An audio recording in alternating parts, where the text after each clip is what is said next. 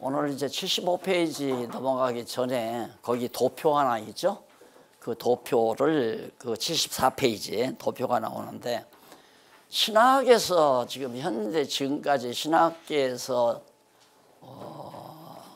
문제가 되고 있는 거. 이게 신학이 꼬이게 되는 원초적인 문제가 뭐냐면 죄 문제입니다. 선악 문제.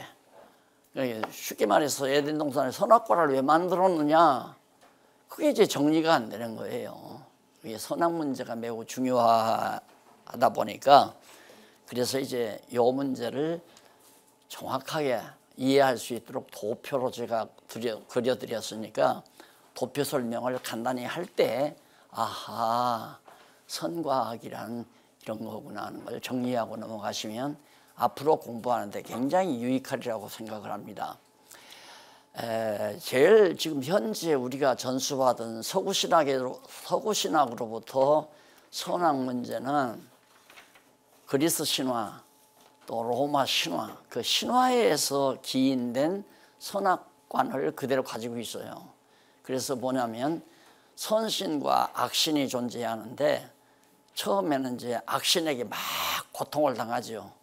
그러다가 선신이 나와서 악신을 쳐 물리치면 이제 좀 평안을 얻는 그런 드라마들이, 그런 이야기들이 신화 중에 많이 나타납니다.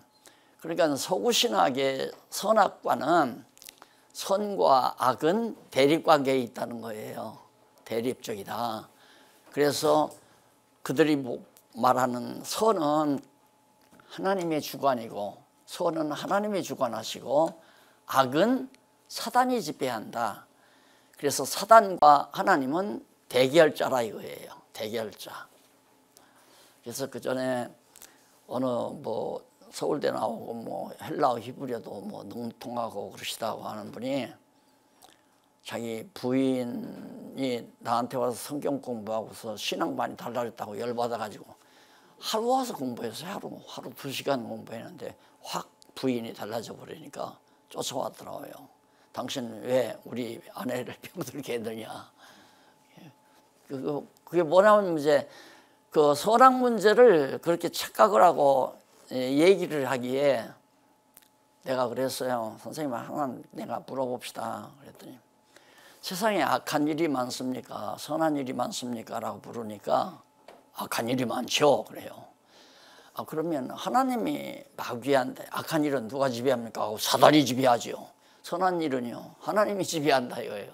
그게 전통적인 신학계에서 말하는 얘기란 말입니다. 모든 성도들이 다 그렇게 알고 있고, 우리 목사님들도 신학교 와서 그렇게 배웠으니까 그렇게 알고 있고.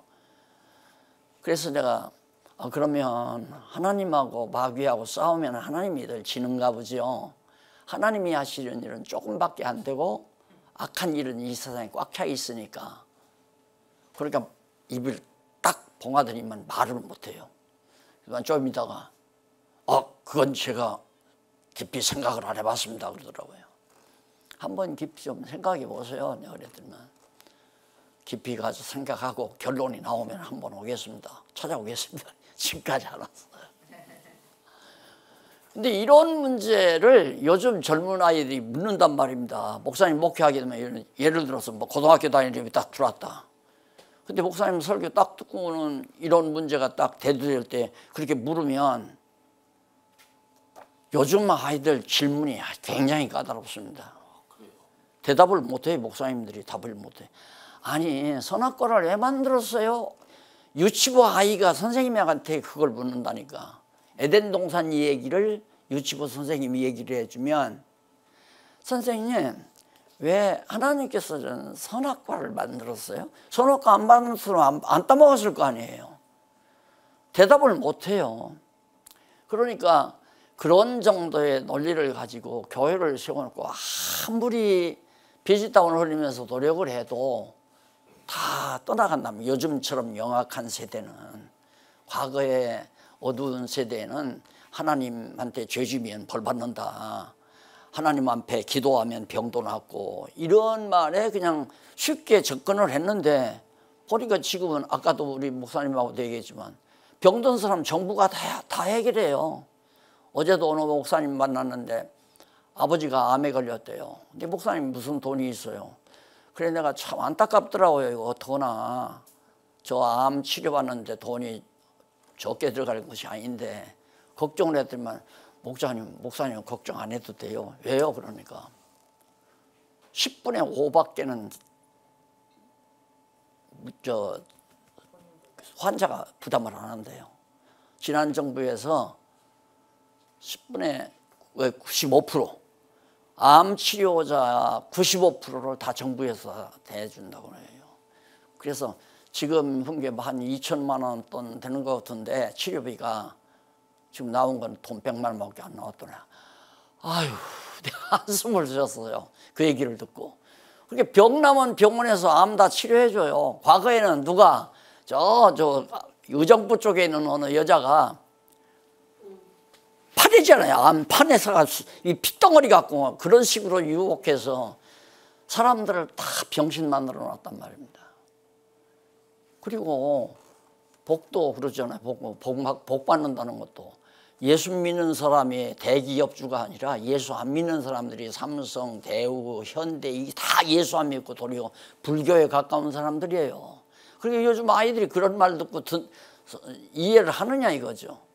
그래서 이게 지금 굉장히 중요한 겁니다. 여기 이제 도표가 몇 개가 나오는데 그 도표는 요약 정리를 할 거예요. 어느 학교 부총장이라는 양반이 신학교 어느 대학원 신학대학원 그 부총장이라는 분이 이 책을 구입해서 보더니만 나한테 와서 그래요. 목사님 그 도표가 한 7, 8개 되는데 그 도표 보니까 거기 교의신학이 다 있습니다. 그래서 아니 부총장님 그렇게 보입니까? 그러면 그렇게 봐요. 역시 다르네요. 부총장님이라 다르다고네. 이게 중요한 것은 알기 쉽게 요약 정리해 놓은 거니까 참고를 하시면 될 겁니다. 이거 아주 중요하니까 이거 강의하고 계속해서 진행하도록 하겠습니다. 이 세상에 이게 영원하다고 이게 영원한 거. 하나님은 영원하신 분 아니에요. 그러니까 이걸 이제 영원이라고 생각을 하세요. 영원하신 하나님 한 분 외에. 그래서 유일하신 하나님이라고 그러거든요. 그러면 하나님의 지배 아래 없는 건 아무것도 없잖아요. 하나님이 다 주관하고 다스려야 되죠. 하나님 위에 올라 있거나 하나님과 상대할 수 있는 존재는 아무것도 없어요. 그런데 서구신학에서 사단이 하나님과 맞상대라고 생각하고 그런 식으로 하니까 그러면서 이원론이라면 이원론은 또 아니래요. 그럼 뭐야? 모르겠다 이거예요. 분명히 악은 사단이 지배하는데 선한 것은 하나님이 주관하고. 왜? 하나님은 악한 일을 안 하니까 악한 일은 사단이 한다고 해야 할 거 아니에요. 그러니까 그렇게 사고가 옹졸하다 보니까 이게 안 풀리는 거예요. 그러면 하나님은 한 분이시라는데 하나님이 사단에게 진다면 우리도 또 믿을 수가 없잖아요. 안 그래요? 하나님이 질 줄 모르니까 또 사단한테. 그리고 또 실제로 에덴 동산에서 보면 어떻게 보면 하나님께서 사단에게 쏜 것 같잖아요. 마귀한테, 뱀한테 쏘았단 말입니다. 그래서 어떤 신학자는 첫 창조는 실패했다 이거예요. 하나님께서 첫 창조는 실패했기 때문에 재창조 성공하려고 하나님이 해가시는 게 이게 재창조다. 나도 그렇게 배웠으니까. 그러면 초창조 실패하는 하나님이 재창조 성공한다는 보장이 있어요? 목사님 보장이 있어요? 없어요. 그런데 그거 안 믿어지는데 뭐가 하나님 믿어요? 이런 문제가 수두룩해요. 현대 신학에. 그러니까 여기 우리 목사님들을 모였기 때문에 조금은 이제 좀 딱딱한 것들이 있더라도 목사님들은 지도자 역할, 가르치는 자 입장에 있어야 하니까 하셔야 돼요. 이걸 하셔야 돼요. 하셔서 누가 어떤 까다로운 질문에도 탁탁탁 정리를 해서 해답을 정확하게 던져줘야 맞다. 나 목사님께 더 공부 좀 할래요. 성경 좀 가르쳐 주세요. 이렇게 나올 거 아니에요. 제가 그랬으니까요. 그래서 이제 막 신학교 후배들도 막 한 40대에는 보여들어서 뭐 100여 명씩 명동에서 성경 공부하고 그랬거든요.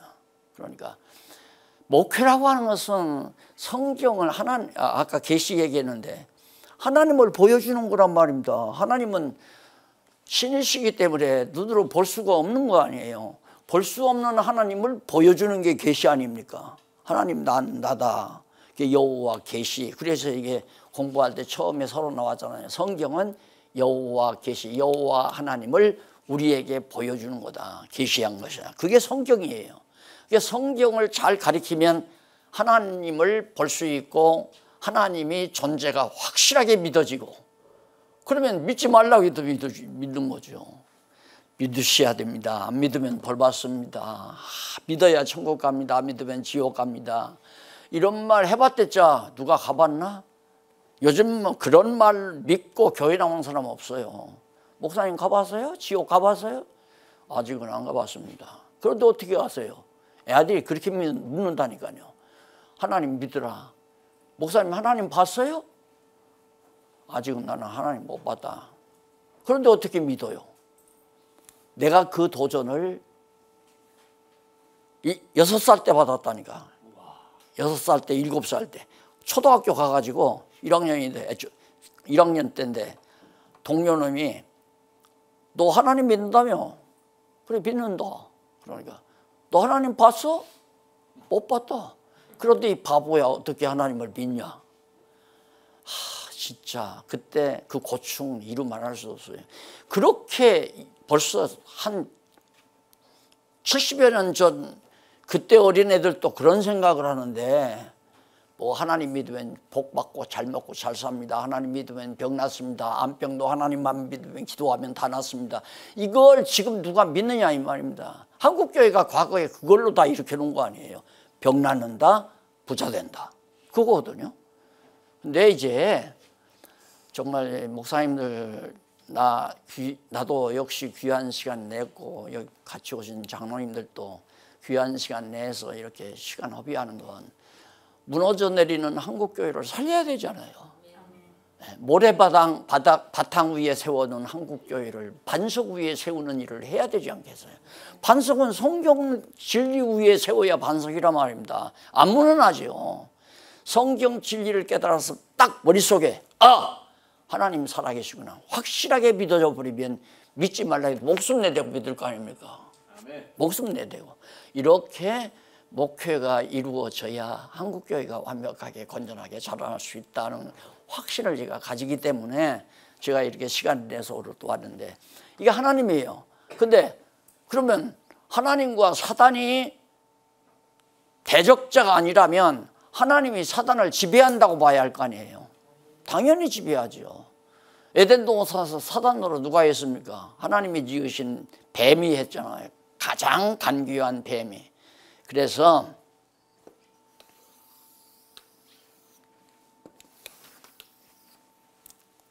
하나님 안에 하나님이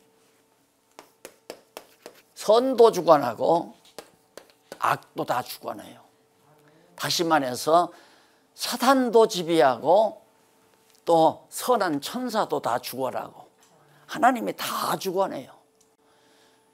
그러면 예수를 돈 받고 팔아먹는 가룟 유다는 누가 주관하는가? 가룟 유다는 사단이 지배했는가? 아니에요. 하나님께서 이미 가룟 유다는 예수님 팔도록 그렇게 악인도 악한 날에 적당하게 지었다고 그랬잖아요. 악인도.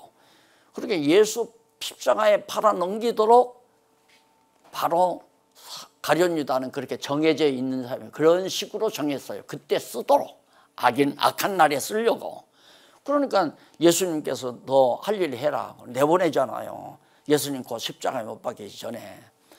그러니까 이 세상의 악한 일도 다 하나님이 주관하고 선한 일도 하나님이 다 주관하고 지배하고 다스린단 말이에요. 그런데 원래 이 선이란 뭐냐면 좋을 선 아니에요. 좋을 선. 악은 싫다 이거예요. 그러니까 하나님께서 좋아하시고 싫어하시는 것이 하나님에게 다 주관한다 이거예요. 싫어하는 것도 주관하고 좋아하시는 것도 주관하고.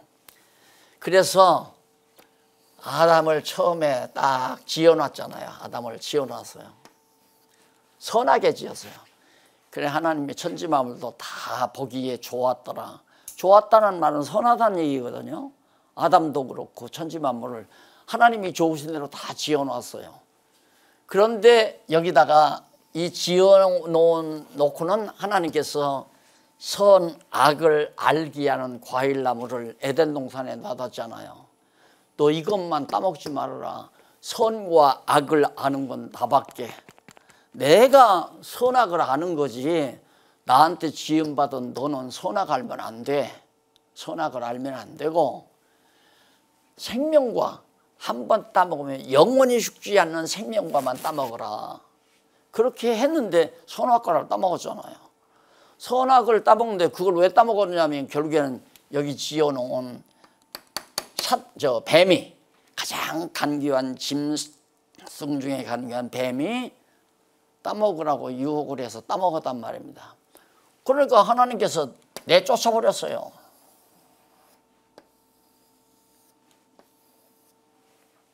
딱 에덴 동산에서 악한 세상으로 내쫓아버렸단 말입니다. 그리고 여기는 전부 악한 거예요. 전부가 다. 여기는 다 선한 것이고, 자 여기는 빛이고 여기는 어둠이고, 하나님께서 어둠도 짓고 빛도 지었다고 그랬잖아요. 다 이걸 다 하나님이 지휘한단 말입니다. 그러니까 내가 지난번에도 그랬잖아요. 하나님께서 창조하실 때 하나님은 빛이시죠. 빛이시니까 빛이신 하나님이 빛만 창조한다면 하나님과 똑같잖아요. 대등하단 말입니다. 이게 하나님이 지음받은 것은 절대로 절대적인 존재를 창조 안 해요. 왜? 하나님과 맞서니까. 하나님이 지을 때는 상대적인 걸 짓는단 말입니다. 그렇게 이 세상 모든 만물이 다 상대적으로 되어 있잖아요. 남자, 여자, 빛, 어둠, 하늘과 땅 이런 거 전부 다 상대적이란 말입니다. 상대적으로 지어놓았는데 결국 하나님께서 상대적으로 짓다 보니까 어둠도 짓고 빛도 짓고, 그래서 결국 하나님께서 빛과 어둠, 선악을 다 주관하고 다스리신다. 주관하고 다스리신다. 그런데 문제는 여기는 이제 선행, 여기는 악행이죠. 악을 행하면 뭐가 되는가? 고 가운데 이게 나오잖아요. 이렇게 나와서 이렇게 나오죠. 이건 중생인이에요. 중생인. 이건 타락인이고, 이건 이제 성화인이고, 거룩하게 완전히 성화인. 자, 이렇게 이제 세상으로 내쫓김 받은 아담을 하나님께서 중생을 시켜요. 중생을 시키면 여기는 영의 소욕이죠. 이건 육의 소욕이에요. 이건 육신이고 이건 영이란 말입니다. 영과 육. 영과 육인데 영적으로 죽으니까 완전히 육신 인간만 돼버렸잖아요. 동물과 똑같아요. 그러니까 거듭나고 중생하지 못한 자는, 쉽게 말해서 예수 그리스도를 믿고 중생하지 못한 자는 동물과 똑같아요. 서울대 교수가 책을 하나 썼는데 인간은 별거 아니다. 목적 따지고 가치 따지고 이런 거 필요 없다. 인간은 다 짐승과 다름없다. 그냥 짐승이라고 생각하고 살아라. 책에다 그렇게 썼다니까요. 그러니까 맞는 얘기 아니에요. 영이 죽어버린 인간은 이성 없는 짐승 같다고 베드로가 얘기했잖아요. 짐승, 육신. 그러니까 신앙이 없으면 거듭나지 못하고 중생하지 못한 사람은 행하는 것마다 죄예요. 범죄. 범죄. 그러니까 악행이라는 게 죄거든요. 악이 어디서? 악이라는 게 이제 죄인데, 죄의 악이에서 행위가 나오면 그걸 범죄라고 그래요. 그래서 이게 범죄인이 되는 거죠. 악은 죄의 근원이에요. 죄의 근원. 그 죄의 행동이 범죄고요. 그러니까 거듭나지 못한 사람은 늘 범죄하면서 먹는 것도 죄요, 장사하는 것도 죄요, 결혼하는 것도 죄요, 생활하는 것도 죄요. 죄 아닌 것이 하나 없어요. 다 물 먹듯 그냥 죄를 짓고 사는 거예요. 다윗이 그랬잖아요. 죄 중에서 잉태해서, 우리 인간이 이 세상에 태어난 인간은 죄 중에서 잉태해요. 그 다음 죄 중에서 나와서 죄 중에 살아요. 죄 가운데서 그냥 살아요. 그러니까 죄 중에서 잉태해서 죄 중에서 살고 죄 중에서 죽는다. 그러니까 그게 다 거듭나지 못한 인간들의 본래란 말입니다. 그냥 죄 짓는 것이 본래 삶이에요. 그런데 하나님께서 말씀의 씨를 딱 떨어뜨리죠. 하나님의 귀한 살아있는 말씀으로 말씀의 생명의 씨를 떨고 드리면 썩어지고 부패한 이 육신 세계에서 바로 생명의 씨알이 싹이 돋고 시작해요.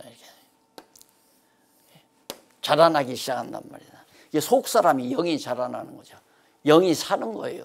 영으로 죽었는데 영이 다시 하나님의 말씀으로 불러서 살게 하니까 지금 살아나서 영이 자라는 거예요. 그게 예수를 믿는 성도란 말입니다. 이게 우리 목사님들은 상당히 자랐을 거 아니에요, 이게. 그러니까 이건 지금 영과 육을 같은 밸런스에 놓은 건데 하나님의 말씀, 성경이에요. 성경 하나님의 말씀, 살아있는 말씀을 자꾸 가르치면 먹이면 먹일수록 영혼이 자라나, 속사람이 자라난다 이 말입니다. 이게 자라나면 자라날수록 육체의 소욕은 점점 줄어들어가요. 그래서 이렇게 된단 말이에요. 그러면 이건 육에 속한 생각이고 이건 조그맣게, 이건 영에 속한 생각이 이렇게 되잖아요. 이게 성장한 우리 성도들 생활입니다.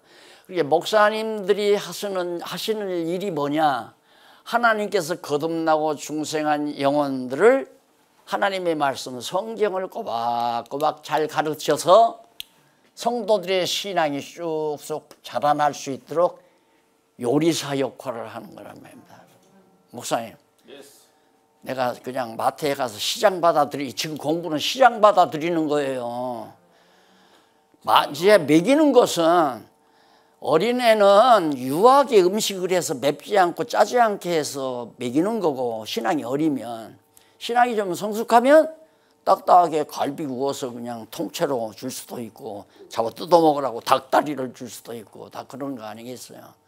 그러니까 목사님들이 이제 지혜를 얻어야, 요리를 똑같은 시장을 봐봤는데 어떤 사람은 정말 애기들이 안 먹겠다고 짜증을 부린단 말입니다.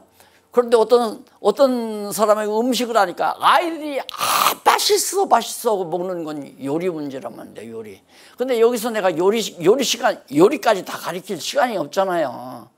그 요리를 가르치는 구체적인 내용이 이제 강론 시간이거든요. 이 개론이 끝나고 나면 성경 강론이 나오잖아요. 거기에는 이제 요리하는 포괄적인 그 윤곽을 다 정리를 해드렸어요. 그럼 그걸 보고, 이 부분에서 우리 성도들의 수준에 맞게 이 얘기를 해줘야겠다. 이렇게. 그건 이제 목사님들이 이제 요리하는 기술에 의해서 그렇게 가르치면 먹으면 안 클 수 없잖아요. 그러니까 성도들이 맛있게 먹도록 가르쳐야 한단 말이에요. 맛있게 먹도록. 맛있게 먹으면 뼈와 살이 되게 마련이니까.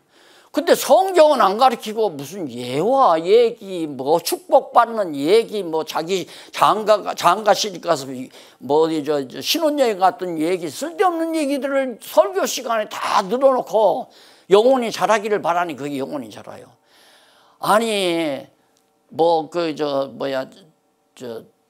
코미디들 불러다가, 야, 이번에 코미디, 우리 교회 코미디 온단다, 코미디 가자 해서 다 모여놓고, 코미디들이 성경을 성경 성자도 모르는 사람들이 다 웃겨놓으니까 많이 모이기는 하죠. 그게 신앙이 커요. 그거 아무 필요 없는 거예요. 이게 100사람이 아니고 10사람이라도 성경을 통해서 먹여서 기른 그 영혼이 교회를 튼튼하게 세워가는 거죠. 그래서 요 영혼이 자라는 건 오직 성경밖에 없다. 간증 자꾸 하면 안 돼요. 간증도 주관적이에요. 간증 설교 그거 사람 병들게 하는 거예요. 어느 목사, 부흥사들이 되게 간증 얘기하잖아요. 자기가 경험한 게 아니라 간증을 지어내요. 어느 장로님은 뭐 사업하다가 다 망했는데 망해가지고 이제 막 다 정리하고 그냥 돈 나머지 뭐 50만 원 딱 안주머니다 넣고 한강에 가서 빠져 죽으려고 했는데 가다 들으니까 딱 부흥 집회한다는 이 광고지가 있더라고요. 딱 야, 죽기 전에 저기 가서 마지막 그냥 부흥이나 참석하고 죽어야 되겠다. 딱 가서 부교인데 마침 건축연보를 하더라 이거야. 부흥사가. 그래서 50만 원 그거 있는 거 탁 털어놓고 했더니만 지금 하나님이 축복해가지고 아파트가 5채야. 그건 아무것도 아니야. 지방에다 20만 평 땅 사놨어. 그러니까 성도들이 간이 커질 거 아니에요. 다 내. 있는 거 다 내놔. 그래서 그렇게 딱 돈 끌어내는 거 아니에요. 그 짓 해가지고 한국교회가 지금 다 병든 거 아닙니까? 그 간증 설교만 안 된다면 그건 주관적이에요. 지연해 소설처럼 그렇게 지연해서 하는 것도 아주 그런 설교로 유명하게 건축연보 잘 이렇게 걷어내는 목사가 가서 그렇게 하니까 같이 갔던 동행하신 집사님이 그 교회 집사님이 목사님 오늘 그 얘기가 그게 아니잖아요. 헤이! 그런 소리 마. 다 부흥회는 그래야 되는 거야. 그랬다고 그랬잖아요. 다 부흥회는 그렇게 해야 부흥이 되는 거라고.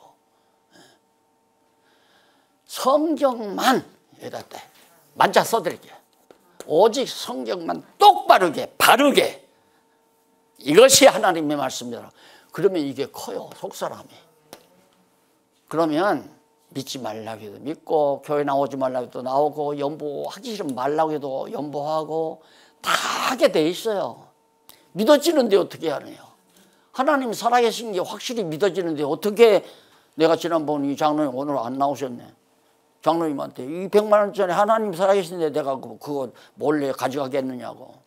하나님 살아계신 거 믿으니까 안 가져가죠. 장로님 그 100만 원 수표 떨어졌네요 얘기하지.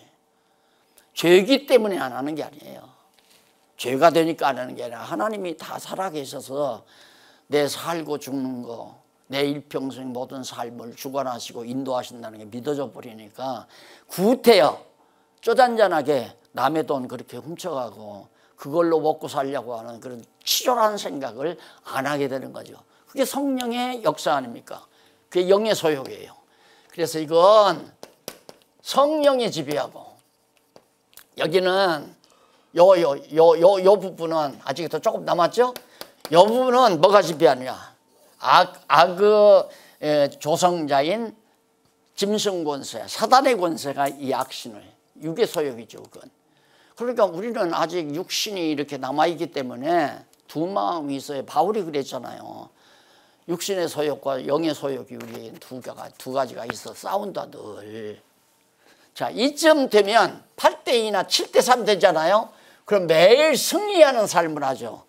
그런데 아까 처음 그린 것처럼 50% 내지 여기 또 50% 반반 이러면 이럴까 저럴까. 오늘 단풍이 많이 들었는데 야 오늘이 마지막 단풍이라더라.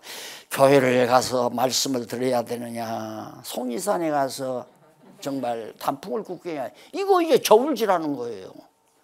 또 양쪽이 똑같으니까 육의 소욕과 영의 소욕이. 그런데 영의 소욕은 육체의 소욕을 누른다고 그러잖아요. 아야 키워놓으면 아야 그런 생각 안 해요. 다 가서 단풍 보고 와 그거보다도 믿는 것과 아는 것이 하나 된 성도들이 모여서 함께 말씀 상고하고 여호와를 찬양하고 선한 일을 함께 도모하는 것이 너무 좋으니까 그 이상 세상에 좋은 일이 없잖아요. 그러니까 가는 거죠. 생각을 이게 이겨야 해요. 그러니까 목사님들이 언제가 힘이 드냐면 영의 소욕은 조금 해. 이제 막 나가지고 떡잎파리가 나온 정도고 육신의 소욕은 막 이만큼. 이럴 때에는 계속 새벽에도 가르치고 낮에도 가르치고 주일날에도 가르치고 금요철에 기도도 가르치고 시간이 있을 때마다 한 사람 놓고 가르쳐도 좋고 두 사람 놓고 가르쳐도 좋고. 제가 어느 목사님을 지금 3년째 매주 한 번씩 만나서 성경을 가르쳤어요. 매주 한 번씩. 네, 그분 한 분을 가르쳤는데 그분이 이제 깨닫고 나서 지금 뭐 전주로 군산으로 저 의정부로 서울로 성경 가르치려다는 정신 없어요 지금. 4년 3년 지금 오늘 금년째 어제도 왔다 갔어요. 어제도. 이게 한 사람이라고 소홀히 여기면 안 돼. 차근차근 차례차례 성경을 창세기부터 요한계시록까지 차례차례 논리적인 수순 따라서 그 내용을 핵심 내용을 정확하게 가르칩니다. 그게 바로 여기 있는 도표예요. 이 도표 다 이해하셨죠? 네. 자, 그러면 이미 에덴 동산에서 타락한 자손 저주와 보호, 이쪽 75페이지 자손의 저주와 보호. 창세기 4장에서 5장은 여호와께서 자손의 저주와 보호에 대한 섭리를 계시하신 내용인데 그 가운데 4장 1절로 8절은 가인이 아벨을 살인함에 대한 내용이고 형이 동생을 죽여요. 가인이 나오잖아요. 그리고 9절로 12절은 범죄한 가인을 저주함에 대한 내용이고 13절로 5장은 가인과 아벨을 보호함에 대한 그런 내용이다. 가인과 아벨. 가인은 누굽니까? 하나님께서 제사 받았어야 하면 안 받았으니까 가인은 완전히 이 악의 세력이 지배하는 자죠. 가인은 행하는 것마다 범죄를 해요. 행하는 것마다. 아벨은 하나님께서 제사를 받았잖아요. 그러니까 가인이 아벨을 죽여요. 육신의 소욕은 영의 소욕을 계속 짓누르고 죽이려고 한다 이거예요. 그러니까 전도를 했어도 영혼이 자라지 못하면 결국은 사단의 유혹에 의해서 육신의 소욕에 의해서 자꾸 이제 성장을 못하니까 하나님께서 목사님들에게 열정을 주고 지혜를 주고 하나님의 말씀을 깨닫게 해서 자꾸 말씀을 공급하게 하면 쭉쭉쭉쭉 영혼이 크잖아요. 성장한단 말입니다. 그래서 하지 말라 그러면 안 된다 그래서 안 하는 게 아니라 자꾸 성경을 가리켜 하나님 살아계셔서 그 하나님이 자기를 보호하고 지킨다는 게 믿어져 버리면 아주 튼튼하죠. 견고하고. 그래서 가인은 저주를 했지만 아벨은 하나님께서 제사를 받으셨어요. 받으셨는데 가인과 아벨을 같이 보호해요. 그러니까 보호하는데 가인은 이건 가인이죠. 가인. 여기는 아벨이고 보호하는데 둘 다 보호해요. 악인도 보호한단 말입니다. 그러면 악인은 왜 보호하는가? 결국 이미 이 버려진 가인의 후손은 나중에 영원한 세계에 지옥 보내기 위해서 이 가인의 후손들은 계속해서 이 땅에 살면서 하나님께서 쓰실 때 악한 날에 쓰시려고. 그럼 보세요. 예를 들어서 지금 세계가 지금 아주 복잡하잖아요. 아주 복잡한데 왜 그러냐면 우리 남한은 그때 당시 교회가 별로 없었고 그런데 하나님 보시기에 남한에 택한 백성이 많이 있으니까 하나님께서 북한의 공산주의가 자리 잡게 만들어요. 북한 김일성에게 악신을 주어가지고 결국에는 공산 집단 세계를 만들어서 목사들을 다 몰아내버리고 자기가 하나님 자리에 앉아서 왕주 노릇을 했다 이 말입니다. 그 하나님이 왜 이북에 있는 목사들 남한으로 보내가지고 한국교회를 일으키려고. 그 덕분에 지금 한국교회가 갑자기 몇십 년 사이에 엄청나게 부흥된 거 아니에요. 많은 영혼 구원하기 위해서. 그게 김일성이 더 필요한 거예요. 그렇기 때문에. 그래서 이렇게 해서 이 어두운 세상, 이게 어둠이라고 그랬죠. 악의 세상. 이 악한 세상의 역사를 하나님이 그 악의 세력으로부터 이렇게 말씀으로 하나님의 택한 백성들을 건져내는 거예요. 그래서 완전히 이제 악의 세상을 떠났을 때 육신의 장막을 벗고 떠나버리면 이제 완전히 성화가 되는 거예요. 성화. 우리는 죽음을 두려워하는데 죽음 두려운 게 아니라 이놈의 육신 때문에 병들어서 고통이고 이놈의 육신 때문에 자꾸 육체의 생각 때문에 내 영혼이 고통을 느끼고 그렇기 때문에 바로 육체의 죽음이라고 하는 것은 영혼이 완전히 자유함을 얻는 때란 말입니다. 평안을 얻는 때. 그래서 평안하게 한동안 지나다가 주님 오신 날 부활해서 신령한 옷이죠. 그때는 육체를 입는 게 아니라 신령한 몸을 입고 영원한 세계에서 하나님과 더불어 살게 되는 거. 그게 이제 하나님께서 이끌어가는 섭리 아니겠어요. 그래서 이 도표에 대한 걸 목사님들이 잘 이해를 하시고 여기에 엄청난 신학적 모든 문제들이 다 해결되는 원리가 들어있어요. 그렇게 해서 성도들을 올바르게 진리로 잘 양육을 해서 지상의 택한 백성들이 올바로 하나님의 나라의 백성이 될 수 있도록 안내하는 그런 사명을 잘 감당하셔야 된다. 하나님이 가인 자손과 아벨 자손을 완전히 구분해 버리고서 그 다음 6장에 넘어가 보면 7장 이 아벨은 가인이 아벨을 죽이니까 죽음으로 끝나는 게 아니라 아주 죽일 수가 없어요. 그러니까 아벨 대신 셋을 주잖아요. 셋 아들을 다시. 그러니까 셋이 아벨의 혈통을 잇는 거예요. 가인은 아벨을 죽여버리고 자기가 완전히 다 그냥 세상을 차지하려고 그랬는데 하나님은 아벨 제사를 이미 받았는데 그게 될 리가 없잖아요. 그러니까 아벨이 죽었지만은 하나님은 아벨 대신에 셋을 줘서 셋의 후손을 통하여 이제 역사를 이끌어 갑니다. 이 세상 역사를. 그래서 넘어가서 보면 76페이지 3번 인류의 홍수 심판 나오죠. 그 홍수 심판에 셋의 후손이 노아가 나와요. 노아가 나오는데 완전히 가인의 후손은 노아 때 와서 완전히 다 망해버리죠. 완전히. 노아의 8식구만 남았으니까 다 망한 거 아니에요. 가인의 후손은. 근데 노아의 8식구 가운데서도 다 구원하는 게 아니라 엄밀히 말하면 세 아들이 나오는데 세 아들의 역할이 다 달라요. 셈, 함, 야벳. 야벳이 나오죠. 야벳이 디귿자입니까? 야벳이 나오는데 야벳은 창대하게 되고 함은 야벳의 종로로 타게 되고 그 다음 셈은 여호와를 찬양하게 되고 이걸 하나님이 정해놓으시고 셈, 함, 야벳의 후손을 정해놓으시고 노아 이후의 역사를 이끌어가죠.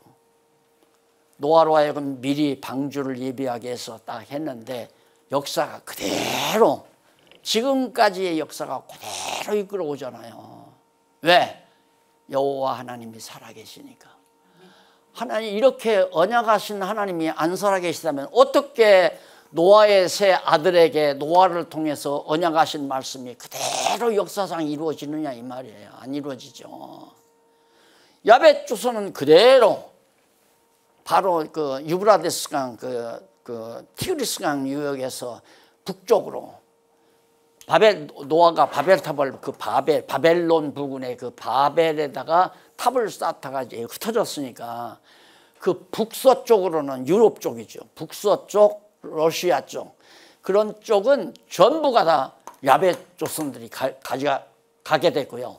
함의 자손은 가나안 땅을 비롯해서 그 다음 이제 애굽이나 아프리카, 남아프리카 지역으로 쭉 함의 자손은 퍼져 살게 됐어요.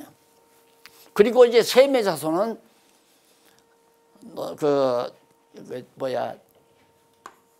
셈의 후손은 그 바벨 탑 무너진 거기를 기점으로 해서 동쪽이니까 이란, 이락, 인도, 중국 이런 등지로 중국 그다음 한국 이게 다 함의 자손들 아닙니까? 그런데 역사 그대로 야훼 자손은 창대해 버렸어요. 그래서 뭐 좀 미국까지 북아프리카, 남아프리카까지 야벳 자손들이 갔고 함은 야벳에서 종노릇을 했고 역사상 그대로 하나님께서 노아를 통해서 언약하신 말씀대로.